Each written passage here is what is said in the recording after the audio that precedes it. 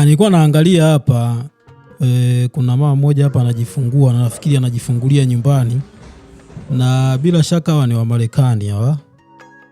Wao kuna utaratibu kwamba wao wanajifungulia nyumbani na mtu anaita wataalamu wa afya wanaenda kumzalishia nyumbani, kwa maana kwamba katika mazingira yake ya nyumbani kwake ndipo anaweza kujifungua. Wao wanakuja na vifaa vyao, kama wanaona walikuja na water pool na wakamfanyia water bath, anajifungulia kwenye maji wakiwa wanamwangalia. Hapa naona kuna wataalamu kadhaa, kama wataalamu 4 hivi nimewaona. Sasa mimi kilichonishangaza kwenye hii video sana mpaka nimeamua kuiweza kushirikiana na wewe mtazamaji wangu ni uwepo wa watoto.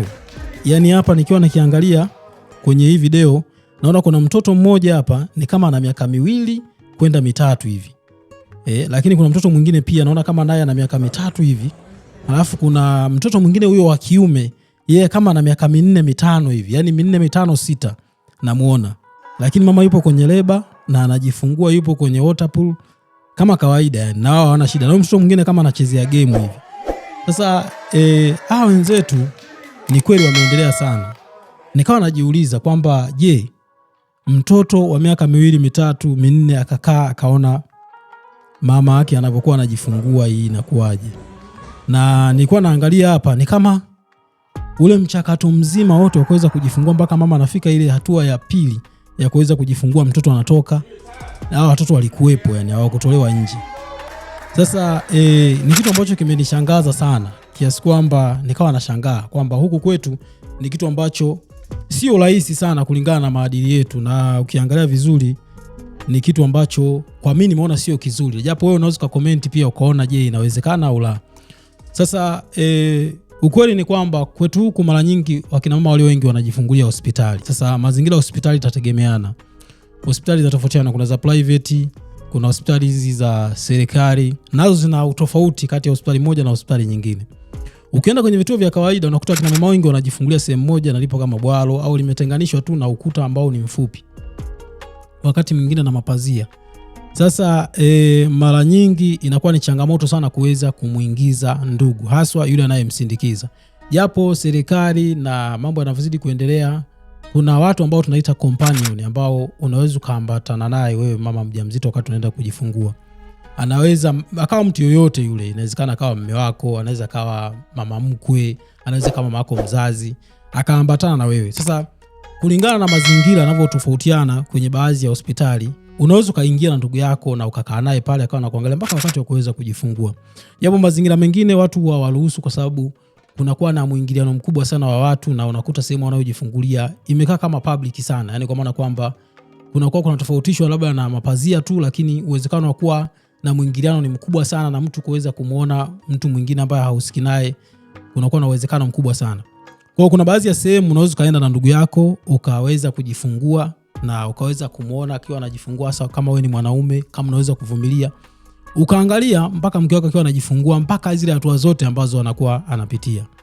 Japo sio kila mtu anaweza. Kuna baadhi ya wanaume huwa hawawezi kwa sababu ya kuwa na wasiwasi na uoga na vitu kama hivyo. Kuna baadhi ya akina mama pia huwa hawawezi. Unaona, lakini kitu ambacho ni kizuri, wanasema wao sasa, kwa ukiangalia wao wanavodai kwamba kama kuna watoto wadogo kama hawa ambao ni watoto wake huyu mama, akiwa anawaona ni kama wanamtia moyo. Anapata nguvu, anapunguza wasiwasi na uoga. Lakini vile vile wanasema kwamba hawa watoto wadogo wanakuwa mara nyingi, kwa mfano mtoto wa miaka 2 anakuwa, au miaka 2 na nusu, anakuwa haelewi kinachoendelea. Kwa mwisho wa siku inaweza isimuathiri. Japo kuna baadhi ya watoto inaweza kumuathiri kama kunakuwa na damu zimeonekana na baadhi ya changamoto. Sasa hao wenzetu wanajifungulia nyumbani kwa sababu anaitwa wataalamu, wanakuja na vifaa vyao, wanamsaidia kuweza kujifungua vizuri. Sasa kama kitokea yapata changamoto, mfano kapata labda PPH au kutoka damu nyingi, basi wanaweza kumchukua wakampeleka hospitali kwa kutumia gari yao ambayo ni ya dharura. Inawezekana kabisa, lakini huku kwetu ni changamoto. Mara nyingi tunashauri wakina mama wengi wajifungulie hospitali kwa sababu nyumbani ndio hivyo inakuwa ni ngumu sana. Lakini vile vile kupata wataalamu ambao wanaweza kuja kusaidia kuweza kujifungua nyumbani, hasa wa mazingira yetu haya ya kawaida ya vijijini, inakuwa ni ngumu sana. Kwa hiyo mama anatakiwa kuweza kwenda hospitali na aweze kuwahi. Na wale ambao wanabeba mimba ya kwanza au ni mimba ya 5 na kuendelea, au kama kuna kihatarishi mfano na upasuaji, labda ulishaifanyia mara 2 mara 3, ni vyema kabisa utoke nyumbani ukiwa hauna uchungu, labda wiki 2 kabla ya kuweza kujifungua ukakae hospitali ukajisubirishie pale ili uweze kujifungua kuepuka changamoto. Mara tunajua kwamba wakati mwingine kuna mvua kama msimu wa masika unakuwa na issue sana, na mwisho wa siku unakuta usafiri unasumbua, au inawezekana ulikuwa na usafiri ndio ile ukachelewa, mwisho wa siku ukajikuta kama ulikuwa na mshono ukapasukia ukiwa njiani. Kwa hiyo kitu kama hichi kinawezekana, lakini sio rahisi sana katika mazingira yetu, na maadili yetu hayaruhusu upande wa watoto kuweza kuona kina mama wakiwa wanajifungua. Hasa kuna watoto hapa nimemwona kama mtoto wa miaka 4 5, nafikiri miaka 6 hivi, wa kiume anaangalia mama yake akiwa anajifungua, au hata kama ni ndugu yake. Ni kimaadili kwetu huku sisi kama Afrika haijakaa vizuri. Hao wenzetu wa Marekani naona wao hawana shida, lakini kwetu unakuwa ni changamoto. Labda kama utakuwa na comment unaweza kuniuliza hapo chini.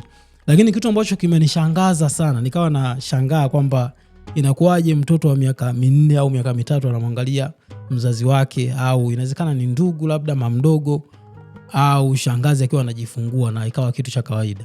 Kwa mwenzangu unaonaje hiyo? Haijakushangaza sana?